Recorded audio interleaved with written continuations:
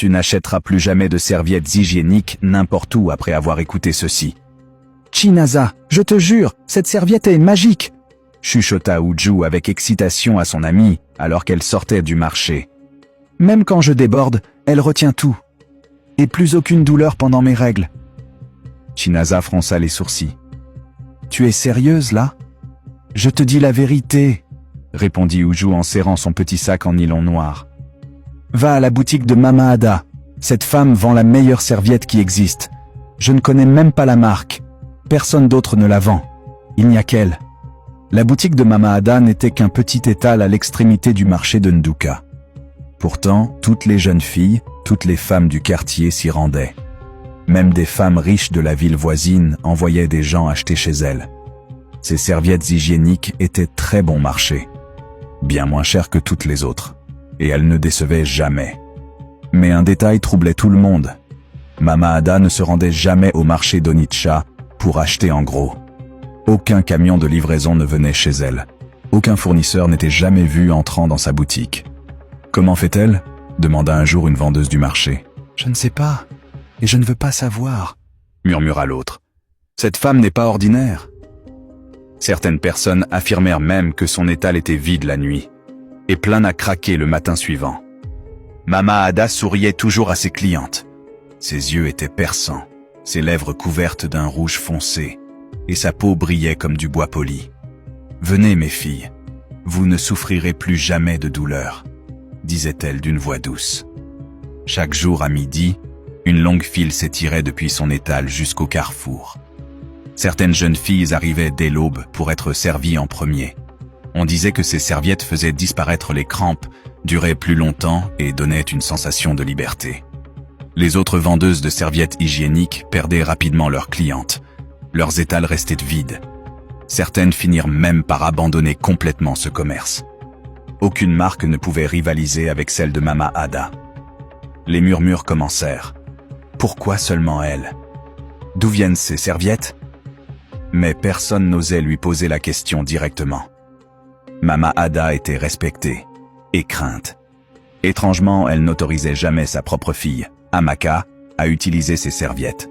« Maman, j'ai eu mes règles. Je peux en utiliser une ?» demanda un jour la jeune fille innocemment. « Non, utilise un vieux pagne. Déchire-le et serre-t'en » cria Mama Ada. Amaka ne comprenait pas. Pourquoi les autres filles peuvent les utiliser et pas moi? Mama Ada répondit froidement. « Parce que je l'ai dit. » Et la discussion s'arrêta là. Chaque matin, Mama Ada ouvrait sa boutique dès 6 heures. Comme appelée par une force invisible, des étudiantes, des jeunes filles et même des femmes mariées affluaient. « Mama, 3 paquets. Moi, 5 paquets, s'il te plaît. Un pour ma cousine aussi. Mama Ada, tu es une bénédiction. » Les serviettes étaient toujours neuves, toujours disponibles. Mais une chose continuait de troubler les femmes du marché. Personne ne voyait jamais comment elles se les procuraient. Amaka, sa fille, silencieuse, mince et toujours triste, n'avait pas le droit d'y toucher.